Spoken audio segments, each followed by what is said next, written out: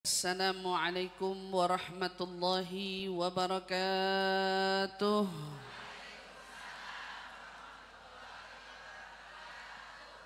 Alhamdulillahi rabbil alamin. Nahmaduhu wa nasta'inuhu wa nastaghfiruh. Wa na'udzu billahi min syururi anfusina wa min sayyiati a'malina. Man yahdihillahu fala mudilla lahu wa man yudlilhu fala hadiya lahu. أشهد أن لا إله إلا الله وحده لا شريك له وأشهد أن سيدنا محمدا عبده ورسوله لا نبي بعده. اللهم صل وسلم على سيدنا محمد الفاتح لما أغلق والخاتم لما سبق ناصر الحق بالحق والهدي إلى صراطك المستقيم وعلى آله وصحبه حق قدره ومقداره العظيم. اللهم إنا نسألك علم لدني والمشرب صافي الهني وهب يا غني. اللهم إنا نسألك علم لدني والمشرب صافي الهني وهب يا غني. اللهم إنا نسألك علم لدني والمشرب صافي الهني وهب يا غني. ربي زدنا علما وارزقنا فهما. آمين آمين يا رب العالمين. Alhamdulillah thumma alhamdulillah. Limpahan tiada putus dan tak terhingga kita tujukan kepada Allah Subhanahu wa taala yang menciptakan kita semua dan juga yang telah mengumpulkan kita semua pada hari ini di tempat yang penuh barakah ini. Salah satu dari rumahnya Allah yang tentu setiap dari kita yang telah diizinkan olehnya melangkahkan kaki ke tempat ini adalah orang-orang yang pasti Allah ingin gugurkan dosa-dosanya. Adalah orang-orang yang Allah ingin tinggikan derajatnya.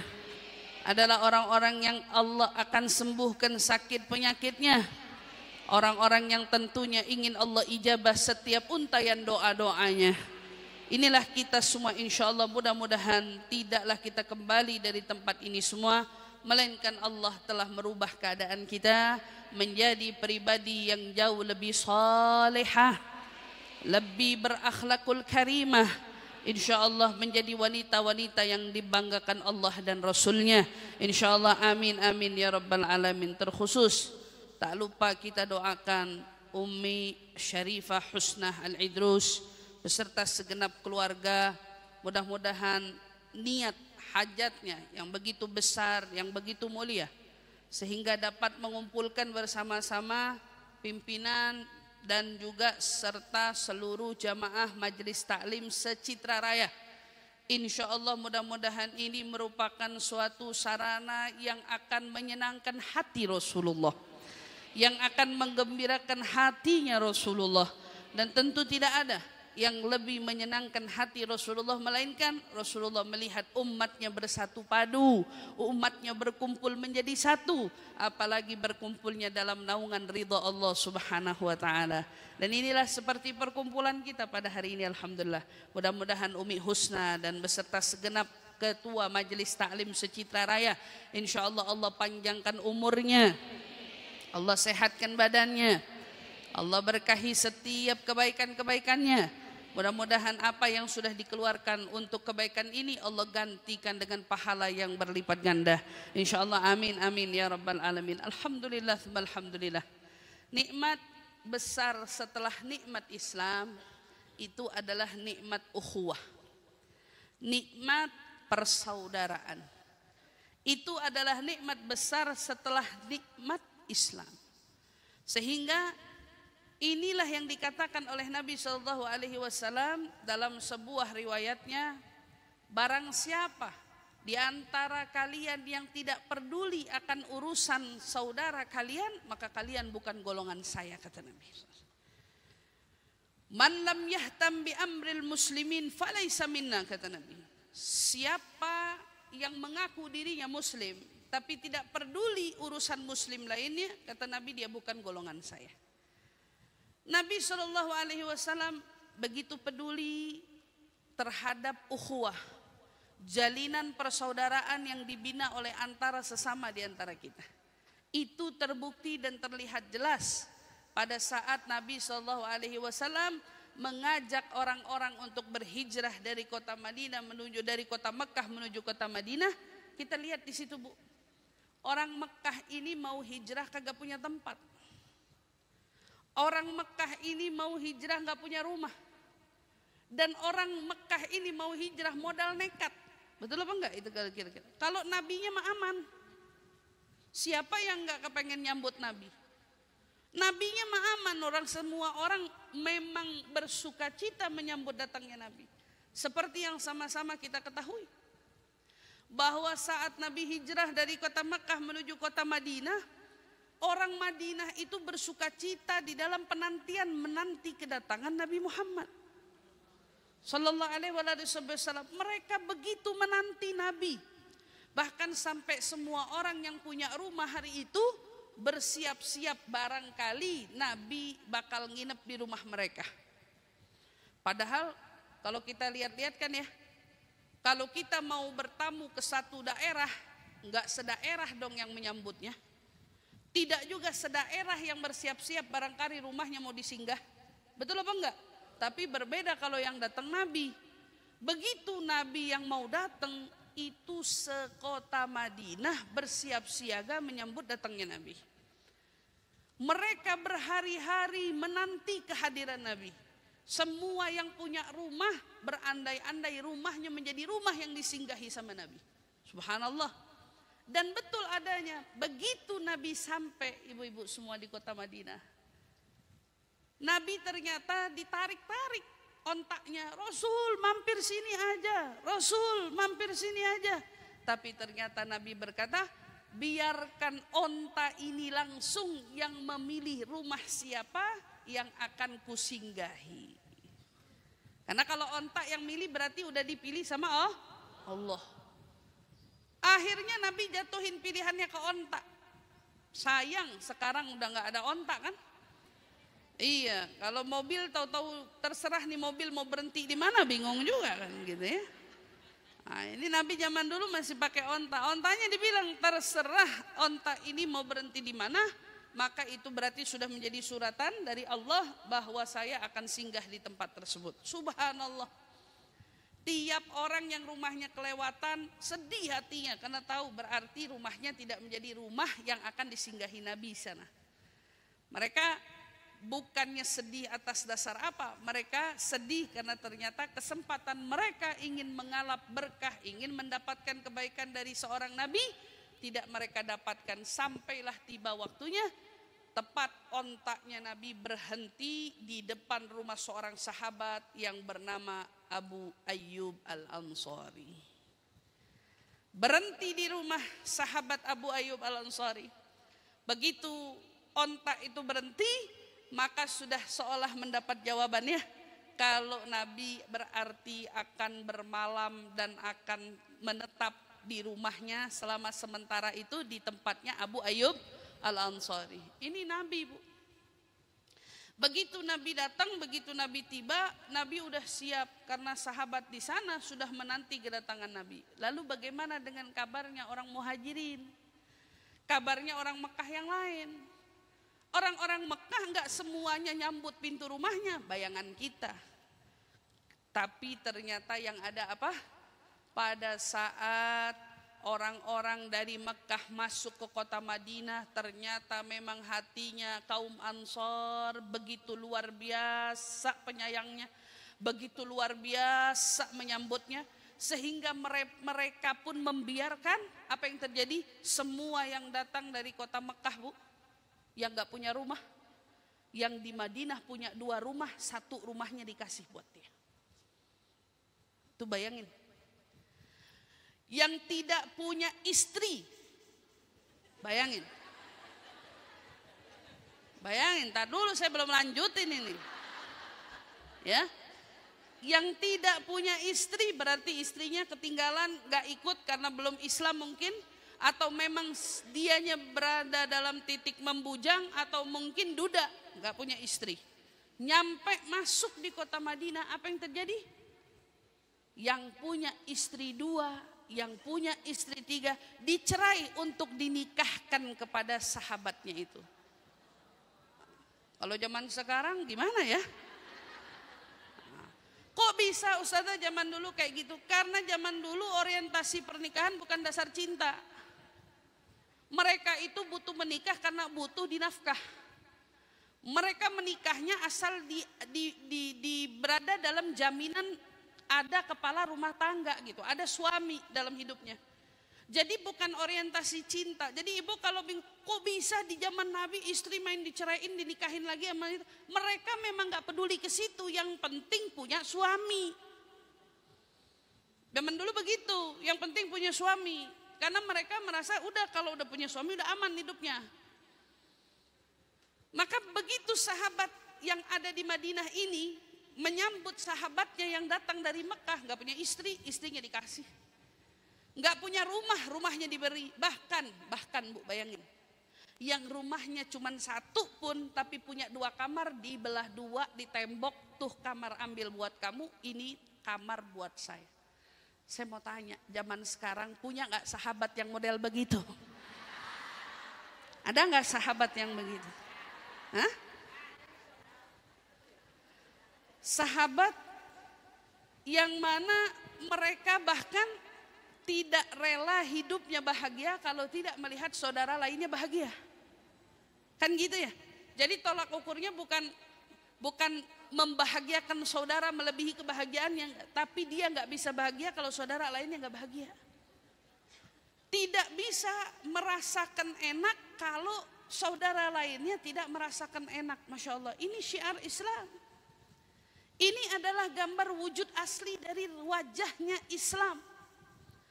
Yang mana Nabi SAW gambarin sama kita, kalau kamu mau masuk golongan saya, kamu harus punya peduli kepada sesama saya.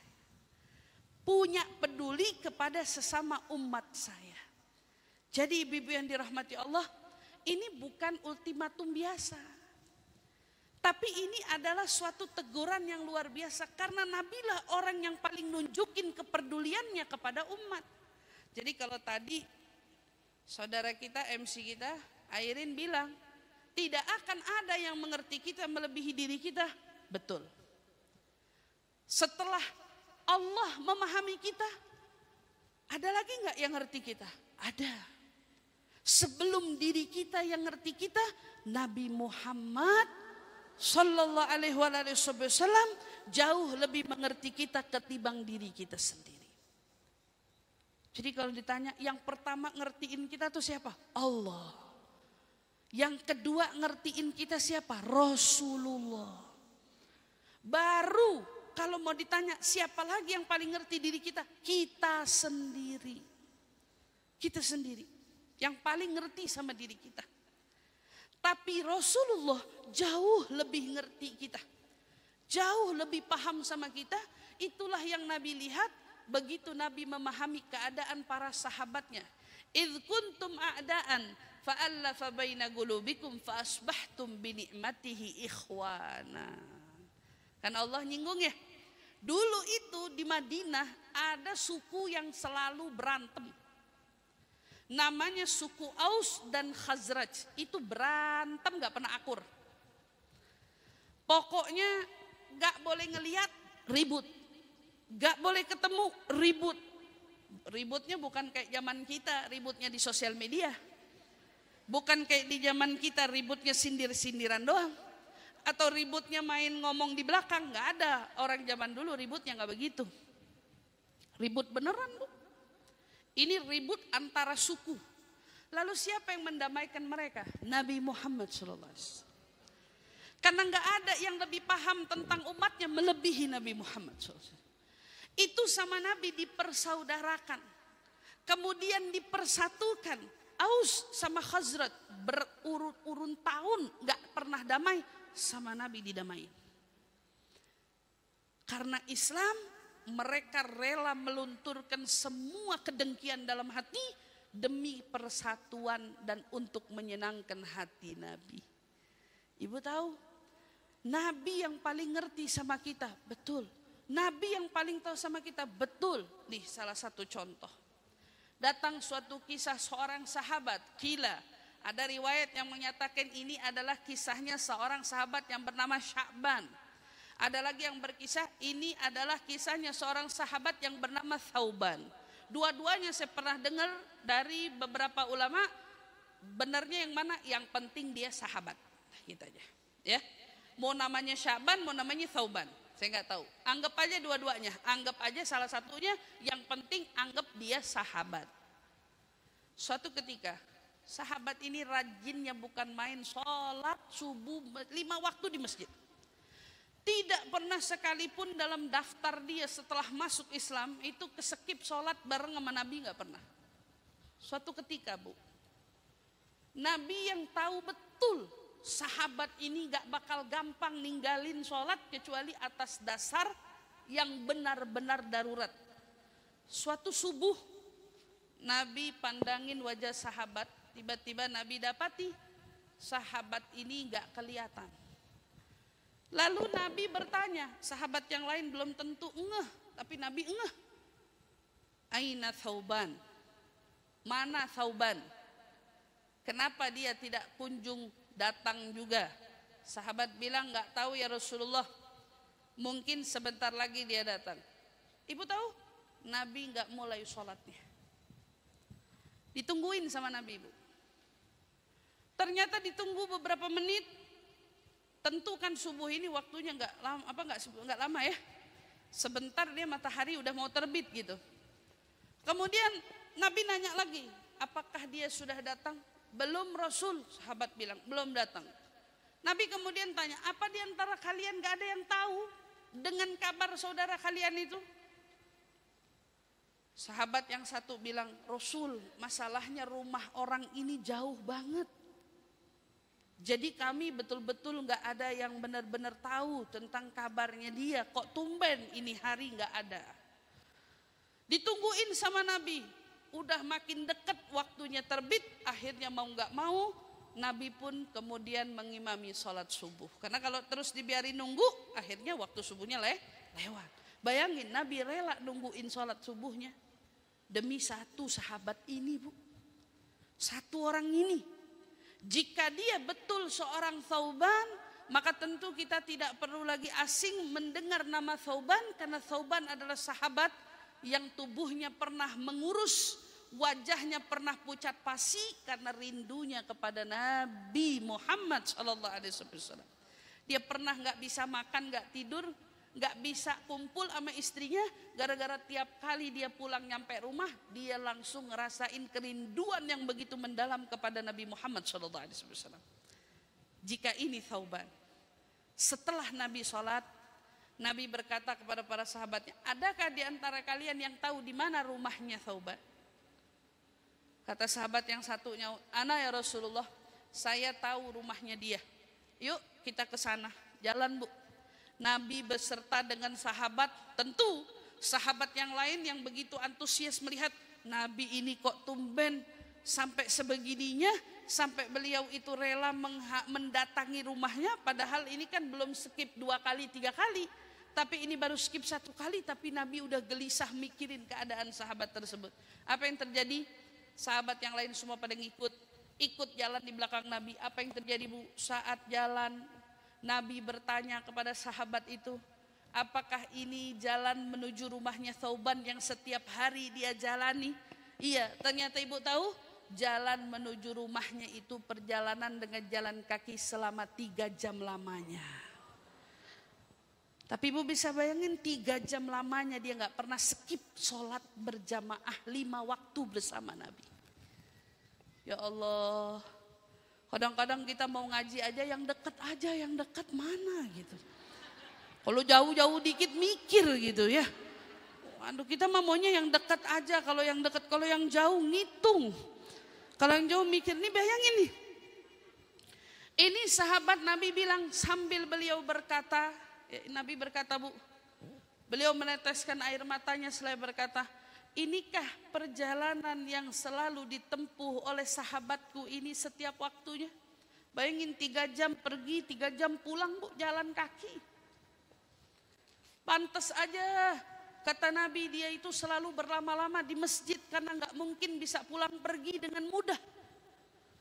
Kalau udah pergi ke masjid berarti kan pulangnya harus nunggu sampai Isya. Bayangin Bu. Karena subuhnya dia gak pernah skip untuk sholat bareng sama Nabi. Tiap hari 6 jam bolak-balik ke rumahnya. Nabi sepanjang berjalan beliau betul-betul merasa takjub dengan sahabatnya yang satu ini. Beliau meneteskan air mata begitu tiba di rumahnya. Istrinya membukakan pintu. Seraya kemudian istrinya berlinang air mata sambil berkata, suamiku Thauban baru saja meninggal dunia ya Rasulullah. Pagi tadi dia meninggal dunia ya Rasulullah. Berarti feelingnya Nabi itu kuat luar biasa. Bayangin kalau sumpama Nabi nggak datang, kira-kira siapa yang bantuin istrinya kan gitu, buat ngurusin jenazah suaminya itu. Saat tiba Nabi SAW kemudian berkata, ayo sahabat yang lain kita siapkan, kita bantu saudara kita yang satu ini. Nabi kemudian bertanya kepada istrinya, adakah sesuatu ucapan terakhir yang terucap dari lisannya Thauban? Istrinya bilang, ya Rasulullah, tidak ada kata-kata yang keluar dari lisannya kecuali hanya 3 kalimat.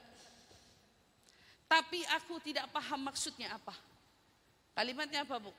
Jadi namanya orang kalau sakaratul maut kadang-kadang suka kayak orang ngelantur ngomongnya gitu ya. Pada saat kayak ngelantur, ya istrinya nganggep ucapannya ini ucapan melantur gitu. Tapi ternyata ucapan ini adalah titik balik dari hikmah pelajaran yang bisa kita ambil dari seorang Thauban. Apa yang terjadi? Maka saat itu istrinya bilang, suamiku Thauban hanya berucap dengan 3 kalimat. Yang pertama, kenapa tidak lebih jauh? 1. Kedua, kenapa tidak yang baru? Ketiga, kenapa tidak ku beri semua? Ini. Nabi kemudian seolah menunggu isyarat, pengen tahu apa yang dimaksud dari 3 kalimat seorang Thauban ini. Datang malaikat Jibril, lalu kemudian malaikat Jibril menyampaikan kepada Rasulullah, Rasul, orang kan kalau meninggal itu ditunjukin amal perbuatannya. Nih ibu ya, kita tuh kalau nanti mau meninggal, sebelum nyawa kita diambil tuh, orang yang mau diambil nyawanya itu sama Allah diperlihatkan dulu semua amalnya. Jadi kayak tiba-tiba disetelin video selama hidupnya amal perbuatannya dari yang baik sampai yang buruk.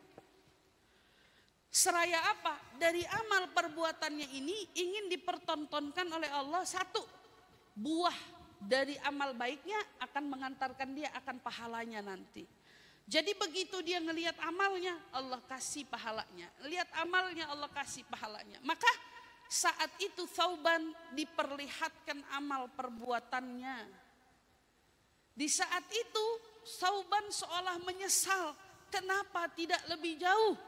Jibril bilang, tahu enggak Rasul, kau sendiri sudah menyaksikan setiap hari dia berjalan menuju masjidmu dengan menempuh perjalanan 3 jam jauhnya. Thauban diperlihatkan sama Allah pahalanya jalan kaki ke masjid itu.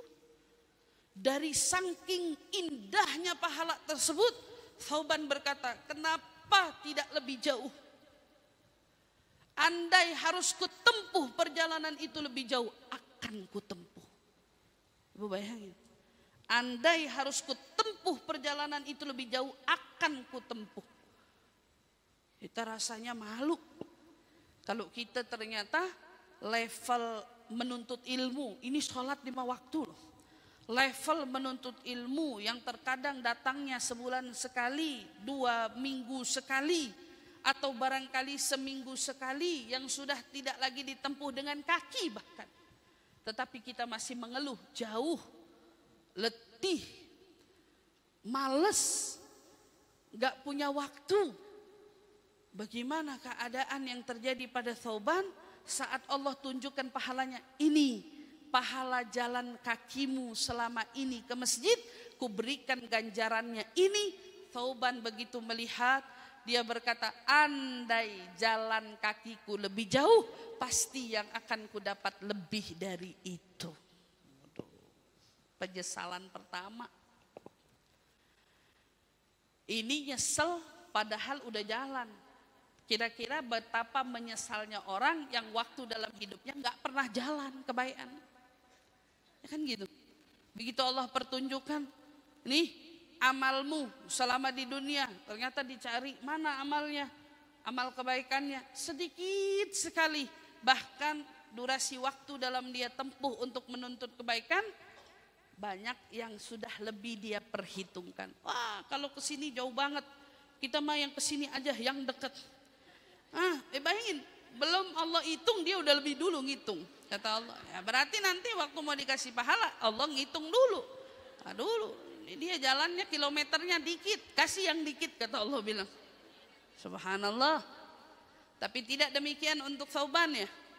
Ternyata penyesalan dia bukan karena dosa, tapi penyesalan dia kenapa tidak lebih jauh jalannya. Kedua, kalimat yang membuat Thauban berkata, kenapa tidak yang baru?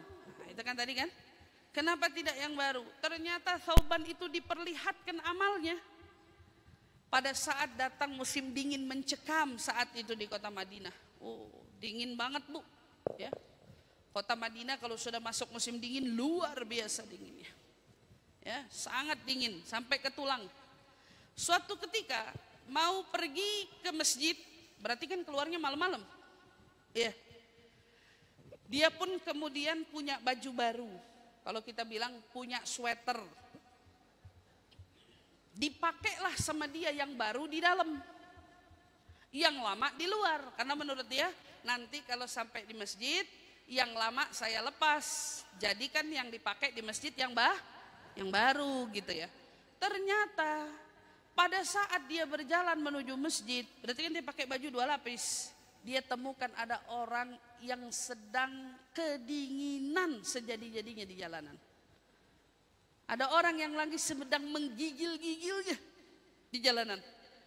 Maka membuat hatinya Thauban ini merasa terenyuh, tidak tega. Langsung seketika itu juga dibuka bajunya yang lapisan pertama.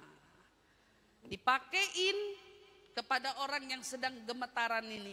Orang itu berkata, terima kasih banyak, semoga Allah membalas kebaikanmu.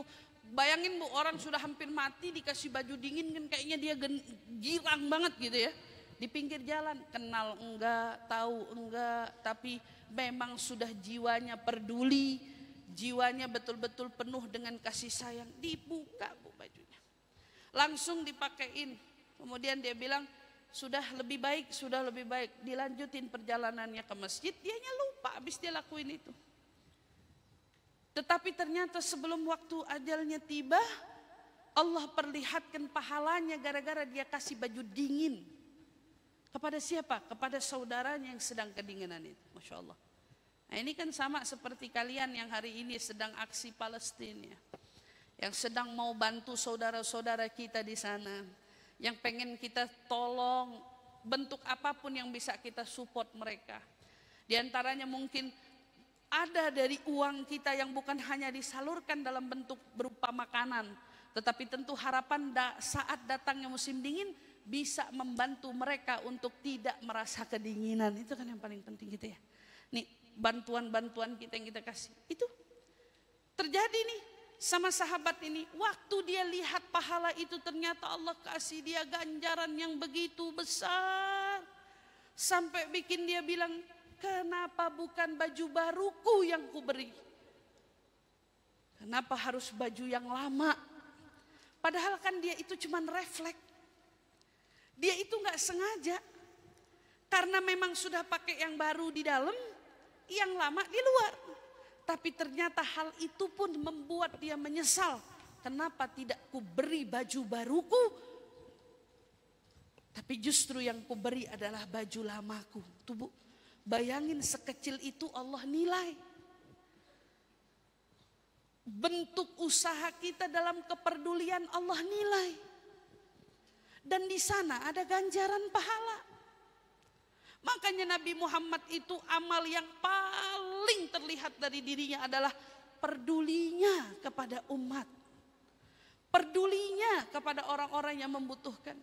Pedulinya kepada para sahabat. Pedulinya bahkan kepada musuh yang menyakitinya.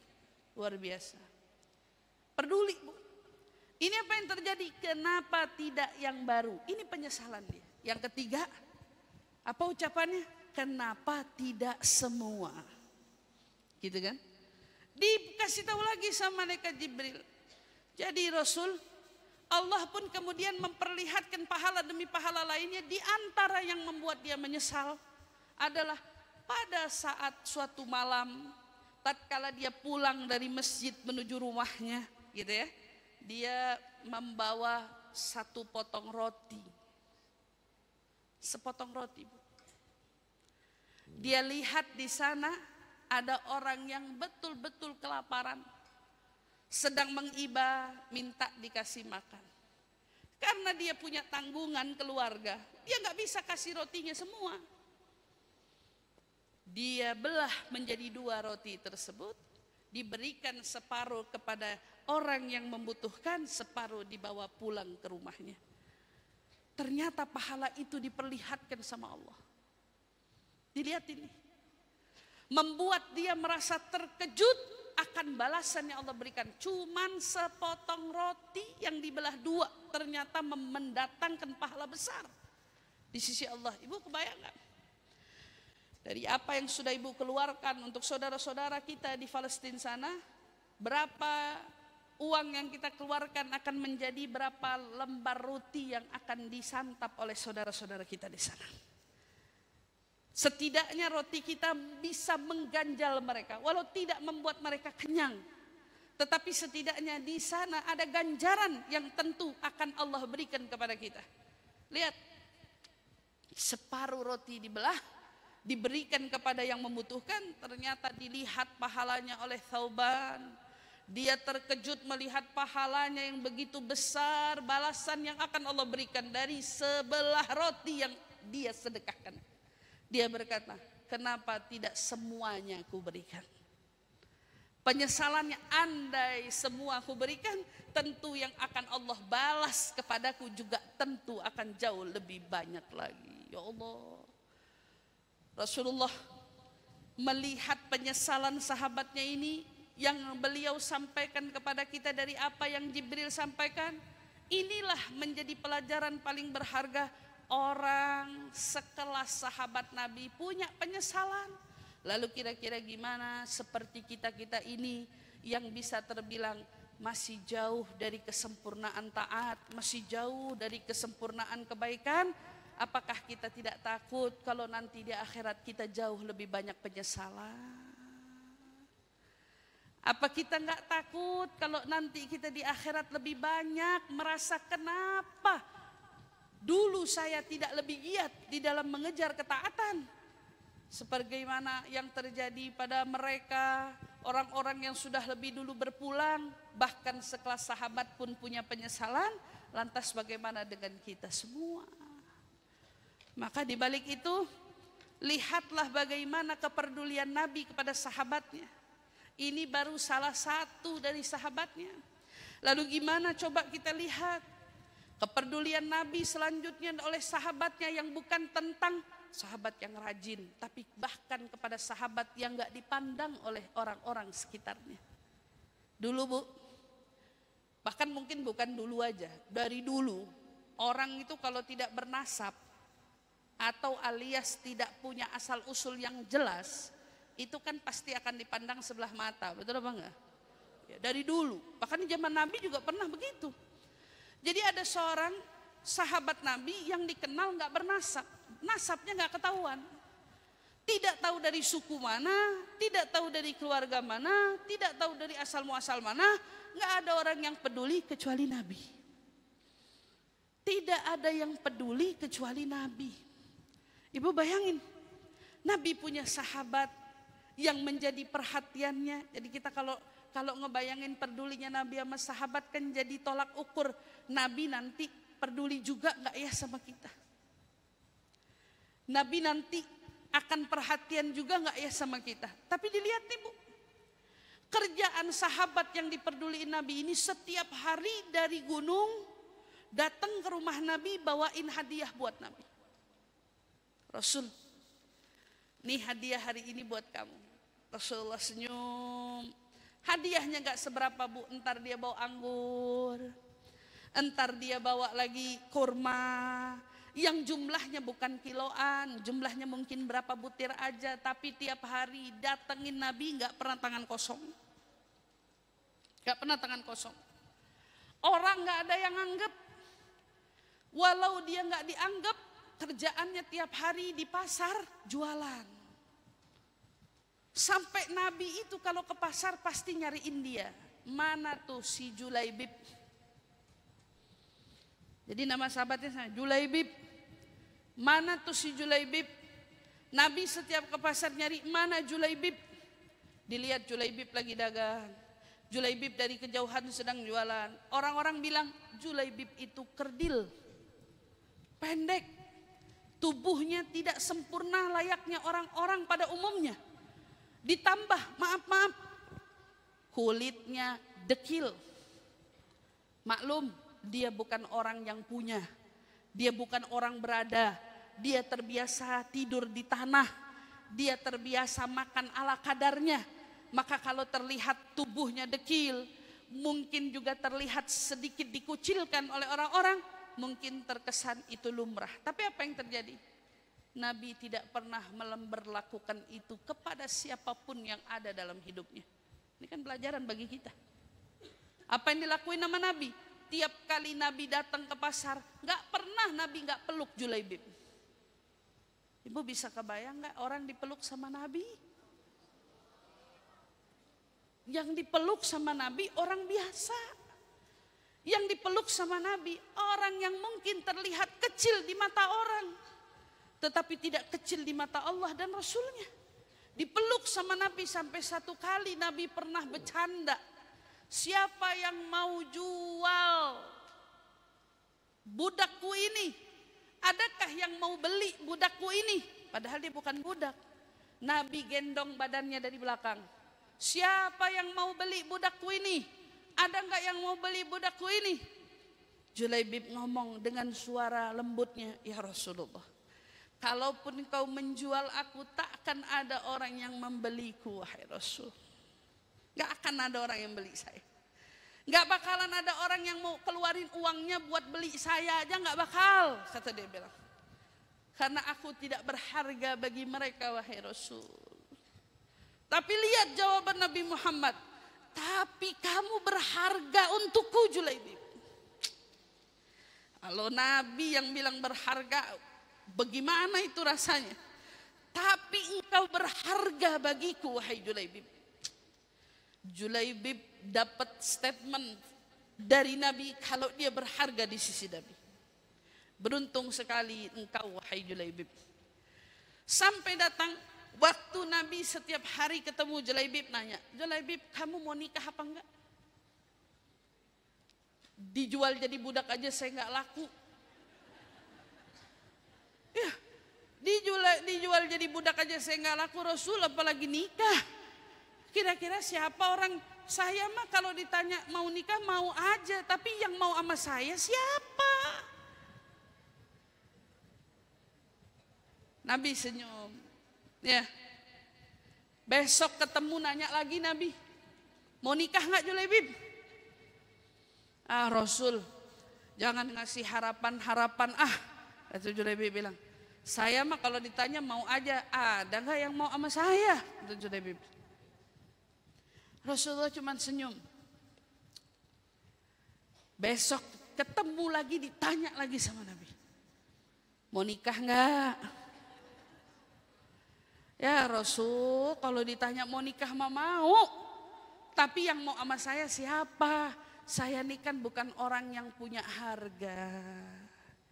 Dibawa sama Nabi tangannya. Kamu mau nikah? Akan kunikahkan kau. Dibawa sama Nabi.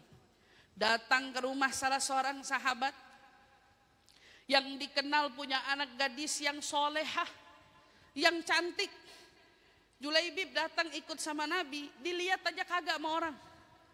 Nabi masuk ke rumah orang tersebut, lalu bertemu dengan bapaknya si gadis. Nabi berkata, bukankah kau ayah dari seorang gadis, Fulanah ibnu Fulan? Benar Rasul, ingin aku pinang putrimu. Wah, girangnya bukan main. Bayangin ibu, Rasul, bapaknya begitu dengar, ya Allah, saya mimpi apa ini? Bentar Rasul, saya obrolin sama istri saya dulu gitu ya. Seneng banget, luar biasa. Masuk ke dalam rumah, Bu, nah ini kira-kira ya, Bu ngomong sama istrinya, anak kita dilamar Rasul. Girang bukan main, alhamdulillah. Kita mimpi apa? Ya Allah, bisa bebesan sama Nabi. Bisa luar biasa, anak kita dipinang sama Nabi. Girang bu, girangnya bukan main. Kata istrinya bilang, udah kalau Nabi mah yang minta gak usah pakai nolak, gak usah pakai mikir, terima aja. Balik lagi bapaknya keluar, bilang, Rasul, insya Allah kalau kita yang minta engkau gak bakal ada yang keberatan. Nabi bilang, tar dulu, saya minta untuk Julaibib. Ibu, kalau ibu jadi itu keluarga gimana? Ayo, ini yang bawa Nabi loh. Ini orang bilang, bapaknya, buat siapa Rasul?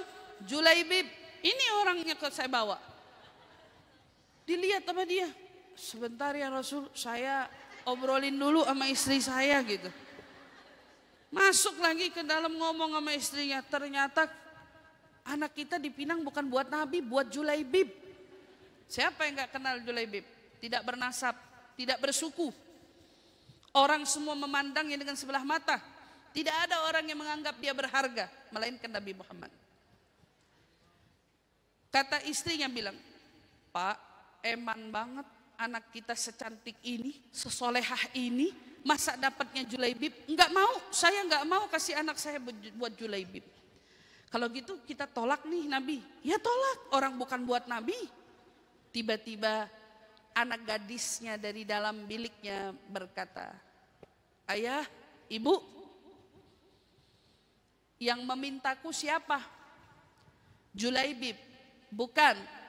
Yang membawa Julaibib untukku siapa? Nabi Muhammad. Kalau begitu pinangannya ku terima. Ini perempuan soleha bu. Perempuan soleha nggak mandang fisik ya. Nggak dilihat lagi tuh. Yang bawa siapa? Nabi. Kalau Nabi yang bawa, dia ngomong sama emak bapaknya. Kalau Nabi yang bawa, berarti orang ini adalah orang terbaik pilihan Nabi untuk saya. Katakan pada Rasulullah, ku terima pinangan Julaibib. Bayangin, Julaibib dalam begitu dengar dapat jawaban dari bapaknya, kami terima pinanganmu wahai Rasul, putriku menikah dengan Julaibib. Itu Julaibib bilang, saya mimpi apa gitu. Ya? Bisa dapat katanya wanita yang cantik solehah, dikenalnya kan gitu ya, wanita yang cantik solehah, masya Allah gitu. Ala kulli hal, nggak lama dari situ Nabi kemudian mempersiapkan persiapan sampai akhirnya terjadilah pernikahan antara Julaibib dengan si gadis. Subhanallah, Julaibib masih nggak percaya kalau dia bisa nikah, belum percaya gitu ya, belum sempat berlalu satu malam. Jadi berarti nggak sempat malam pertama ini. Belum sempat berlalu satu malam, tiba-tiba turun wahyu, Allah perintahkan Nabi berperang. Kalau sudah ada panggilan perang, sahabat itu nggak ada yang mundur. Jadi kalau Nabi udah manggil, saya diperintahkan perang, wah semua keluar. Semua keluar, semua siap siaga, meninggalkan anak istri, udah biasa itu. Maka saat itu Julaibib baru nikah nih. Ya, dapat panggilan perang Nabi. Nabi manggil perang, kata Nabi bilang, keluar dia, ditinggalkan istrinya, dia kemudian masuk di dalam barisan peperangan, ikut berjihad bersama dengan Nabi. Nggak sempat yang namanya malam pertama. Perang berjalan, seusai perang, sahabat kemudian diperintahkan oleh Nabi, ayo hitung berapa jumlah pasukan muslimin yang telah berpulang. Hitung, dihitung sekian jumlah. Ya Rasulullah, yang terhitung telah telah apa? Telah tiada jumlahnya, misalnya 10. Kata Nabi, hitung lagi. Hitung lagi, sahabat keliling lagi. Rasul 10. Diulang sama Nabi, hitung lagi. Balik lagi sahabat, ulang 10. Rasulullah kemudian berkata, tidakkah kalian menyadari bahwa Julaibib pun tidak ada? Ini orang masih lagi diperhatiin sama Nabi. Tidakkah kalian menyadari bahwa Julaibib pun tidak ada? Ini saking gak dipandang ini Bu. Saking gak dilihat. Saking gak dianggap. Kata Rasulullah, cari Julaibib. Cari Julaibib. Begitu sahabat kemudian mencari. Ditemukanlah Julaibib, ternyata betul sudah syahid. Julaibib sudah meninggal dunia. Rasulullah berkata, ternyata wahai Julaibib, bidadari surga jauh lebih merindukanmu daripada bidadari bumi. Bidadari surga jauh lebih merindukanmu daripada bidadari bumi. Gak sempat ngerasain kenikmatannya menikah bersama dengan istrinya di dunia. Ternyata Allah sudah beri gantinya bidadari surga. Yang kata Nabi, bidadari surga lebih merindukanmu daripada bidadari bumi. Rasulullah sendiri yang kemudian memerintahkan para sahabat gali kuburnya. Persiapan untuk memasukkannya ke liang lahat. Sampai kata sahabat dalam riwayatnya, Rasulullah sendiri yang memasukkan tubuh Julaibib ke dalam liang lahatnya. Ibu-ibu yang dirahmati Allah, kalau kita nih tidak berharga di mata siapapun, itu enggak masalah. Kalau ada orang yang memandang kita hina, tidak masalah. Asal selagi tidak dari kita memandang orang lain dengan hina. Ada orang yang mau menghinakan kita, tidak masalah. Asal jangan kita menghinakan orang. Ada orang yang tidak mau menghargai kita, tidak masalah. Asal jangan kita yang tidak menghargai orang. Tetapi siapapun orang yang mau tidak menghormati dan tidak menghargai kita, bahkan ada orang yang tidak mau menganggap penting diri kita, tidak masalah selagi Nabi Muhammad menganggap kita penting di sisinya. Tidak peduli siapapun orang yang mau menjauhi kita, asalkan Nabi Muhammad tidak jauh dari kita. Tidak peduli siapapun orang mungkin yang mau menghindar dari kita, tidak masalah selagi Nabi Muhammad tidak menghindar dari kita. Itulah yang membuat seorang Julaibib, bahkan sahabat-sahabat lainnya yang kala itu mereka merasa merana karena mungkin tidak dianggap, tetapi mereka begitu merasa kuat karena mereka punya Nabi Muhammad sallallahu alaihi wasallam, dan kita semua punya Nabi Muhammad. Kalau Nabi Muhammad begitu peduli dengan keadaan sahabatnya, Nabi justru jauh lebih peduli dengan keadaan umatnya yang ada setelah wafatnya. Umatnya yang datang setelah wafatnya, bukankah itu juga sudah disampaikan olehnya melalui hadis Nabi sallallahu alaihi wasallam yang menjadi penenang hati kita semua. Ishtaqtu ala akhwani, saya rindu pada saudara-saudaraku. Wa man hum akhwanik ya Rasulullah, siapa gerangan saudara-saudaramu itu wahai Rasul? Umamun ja'a min ba'di yu'minuna bi wa lam yarani, mereka umat yang datang setelahku beriman kepadaku tetapi mereka tidak pernah melihat wajahku. Yang dirindu sama Nabi adalah kita umatnya yang beriman kepada Nabi walau tidak pernah menatap wajahnya. Kita bahkan bukan hanya beriman, tapi kita rindu sama Nabi. Kalau Nabi mencintai kita, Nabi begitu menanti kita, Nabi siap untuk terus mendoakan dan memohonkan ampun untuk kita, mengapa kita tidak menjemput cinta Nabi semua? Mengapa tidak kita pun jemput kerinduan Nabi kepada kita? Mengapa tidak kita jemput kasih sayang Nabi kepada kita dengan kita mengamalkan setiap perintah dan ajarannya? Dan tidak ada yang bikin Nabi lebih gembira melainkan saat Nabi melihat umatnya bersatu dalam kebaikan di jalan Allah Subhanahu wa ta'ala. Dan saya yakin saat hari ini amalan kita diserahkan kepada Nabi, Nabi akan melihat amalan kita adalah amalan majlis yang dikumpulkan dalam persatuan. Majlis yang dikumpulkan dalam kepedulian. Peduli kepada saudara-saudara kita walau kita tidak melihat penderitaan mereka di sana. Tetapi kita melihat mereka dengan penderitaannya melalui video-video yang tersebar luas di mana-mana. Yang mudah-mudahan kita bersama berharap, ya Allah, kepedulian kita kepada saudara-saudara kita di Palestina menjadi membuat Nabi peduli kepada kita. Kepedulian kita kepada saudara-saudara kita dalam mempererat tali ukhuwah di antara kita membuat kita semakin erat hubungannya dengan Nabi Muhammad. Ya Allah, jikalau para sahabat begitu mendamba bersama Nabi Muhammad, bagaimana gerangan dengan kita yang tentunya di dunia begitu rindu ingin menatap wajahnya Nabi Muhammad. Walau kita tidak pernah hidup di zamannya, maka kita berharap ya Allah, jangan sampai dosa mata ini menutupi kita semua untuk melihat wajahnya Nabi Muhammad. Jangan sampai kekeruhan hati kita membuat kita tidak dapat menjemput syafaatnya Nabi Muhammad. Jangan sampai maksiat-maksiat kita, keburukan-keburukan kita, kejelekan-kejelekan kita membuat kita terhijab, terhalang dari bisa berkumpul bersama Nabi Muhammad.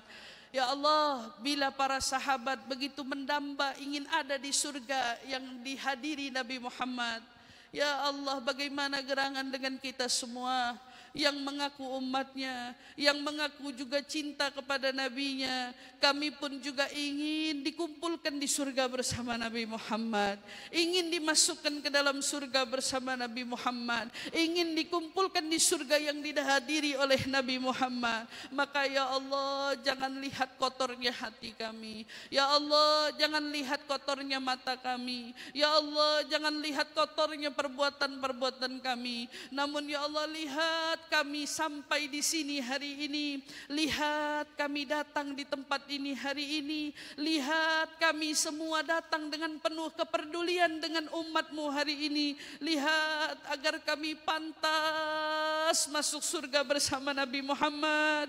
Lihat ya Allah agar kami pantas mendapat syafaat Nabi Muhammad. Lihat ya Allah agar kami dan juga orang tua kami dan juga pasangan kami dan juga anak keturunan kami ya Allah, dan seluruh saudara-saudara yang kami cintai ya Allah, agar mereka kau kumpulkan bersama dengan Nabi Muhammad sallallahu alaihi wa ala alihi wasallam. Allahumma ya Allah, pulangkan kami dari tempat ini dengan dosa yang telah kau ampuni ya Allah. Pulangkan kami dari tempat ini dosa yang telah kau ampuni ya Allah. Pulangkan kami dari tempat ini ya Allah dengan dosa yang telah kau ampuni ya Allah. Pulangkan kami dari tempat ini ya Allah dengan rahmat yang telah kau hujani untuk kami ya Allah. Pulangkan kami dari tempat ini ya Allah dengan hajat yang telah kau ijabah ya Allah. Pulangkan kami dari tempat ini ya Allah dengan hati yang bersih ya Allah. Pulangkan kami dari tempat ini ya Allah dengan bebas dari semua noda-noda hati ya Allah. Pulangkan kami ya Allah dari tempat ini ya Allah dengan cinta dan kasih sayang yang Engkau penuhi di hati kami ya Allah. Pulangkan kami ya Allah dari tempat ini dengan Kau berikan kami kesehatan dan kesembuhan dari penyakit kami ya Allah. Ya Allah, pulangkan kami dari tempat ini dengan nama kami telah Kau catat menjadi orang-orang yang besok meraih syafaat Nabi. Ya Allah, pulangkan kami dari tempat ini ya Allah dengan nama kami yang telah Kau catat menjadi penghuni surganya Nabi. Ya Allah, pulangkan kami dari tempat ini ya Allah dengan nama kami dan nama orang-orang yang kami cintai, seluruh kerabat, kerabat, seluruh keluarga, ahli keluarga, anak-anak keturunan kami yang namanya telah Kau catat ya Allah. Nama yang besok mendapatkan izin memandang wajahnya Nabi. Nama yang telah Kau catat mendapatkan izin memandang wajah-Mu ya Allah. Nama yang telah Kau catat mendapatkan ridha dan ridha Rasul-Mu ya Allah. Allahumma ya Allah, dengan ini semua kami berharap jangan Kau ambil nyawa kami semua ya Rabb kecuali husnul khatimah. Jangan Kau ambil nyawa kami ya Allah kecuali Kau wafatkan kami dalam iman. Jangan Kau ambil nyawa kami ya Allah kecuali Kau wafatkan kami di atas kalimat la ilaha illallah Muhammad Rasulullah sallallahu alaihi wasallam. Ya Allah, jangan Kau pulangkan kami dari tempat ini kecuali telah Kau mudahkan semua urusan kami ya Allah. Jangan Kau pulangkan kami dari tempat ini ya Allah kecuali Kau sudah angkat kesulitan kami ya Allah. Jangan Kau pulangkan kami dari tempat ini ya Allah kecuali Engkau telah berikan jalan kemudahan di setiap masalah kami ya Allah.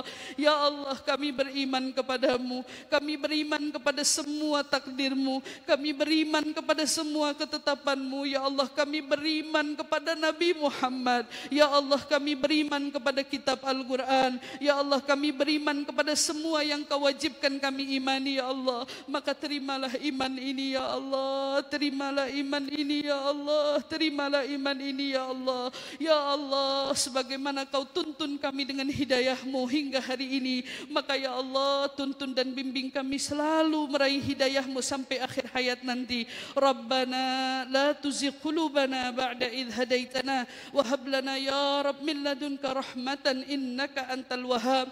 Rabbana atina fid dunya hasanah wa fil akhirati hasanah wa qina adzaban nar wa adkhilna ya Rabb jannah ma'al abrar ya azizu ya ghaffar. Subhana rabbika rabbil izzati amma yasifun wa salamun alal mursalin walhamdulillahi rabbil alamin. Taqabbalallahu minna wa minkum, taqabbal ya karim.